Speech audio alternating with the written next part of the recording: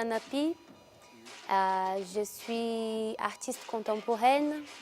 Je suis née au Brésil. J'ai commencé à danser avec ma famille, ensuite au conservatoire.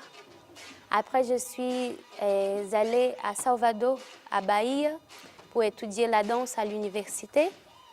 Après, je suis venue au Centre chorégraphique de Montpellier, en France, pour faire une formation en danse et image.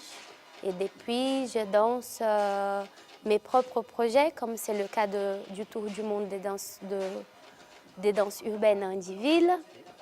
Mais aussi, je collabore avec d'autres chorégraphes, d'autres artistes, parfois du monde de l'art visuel, de la mode. Donc, je suis une artiste freelancée. Pour vous parler de ces danses, je vous dirai quelque chose autour de l'histoire des villes, de l'époque où chacune émerge. C'est une initiative des CDCN de France, les centres de développement chorégraphique nationaux, qui ont fait une commande pour développer cet outil pédagogique.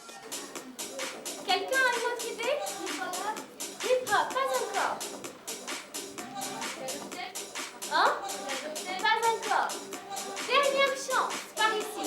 Quelqu'un a une idée? Jazz, c'est pas du jazz. Comment on dit maison en anglais, les enfants? House, music, c'est la musique qu'on entend. Et house. Et en fait, Parfois, on prend les arts comme étant des informations dissociées du monde, mais c'est au contraire, c'est une façon de lire le monde. Dans le cas des danses de rue, et de pouvoir lire le monde sans maquillage et sans artifice, parce que les artistes de rue font avec la vraie vie. Et du coup, c'est très riche, ça a été très riche pour moi. C'est une histoire qui est rarement racontée. Et j'ai appris beaucoup pendant la recherche. Et c'est génial de pouvoir transmettre, que ce soit aux petits ou à un public varié, et cette image qui a au-delà des costumes des danseurs de rue. dans quasiment toutes les danses de rue, la notion d'union, elle est très importante. Et les familles sont des familles inventées parfois.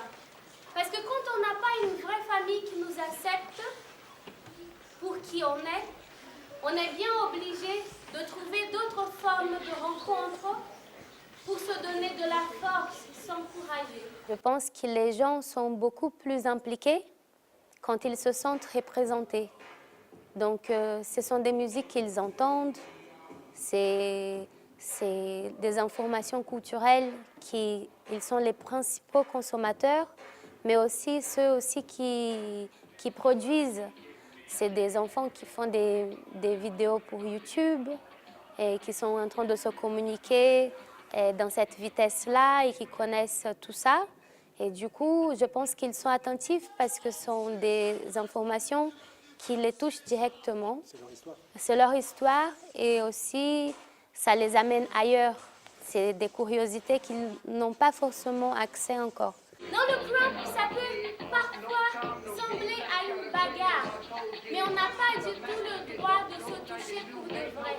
C'est juste de l'ordre du geste poétique, c'est-à-dire de la danse. C'est la première fois que je viens, je suis très heureuse et ce que je peux dire pour cette première fois, que je me sens honorée d'apporter de la diversité au festival avec cette conférence qui parle de tant de sujets. Ça a été un grand plaisir d'être votre guide de voyage et que je vous souhaite une très belle continuation. Lisez ces histoires, transmettez aux autres et surtout dansez. Merci beaucoup.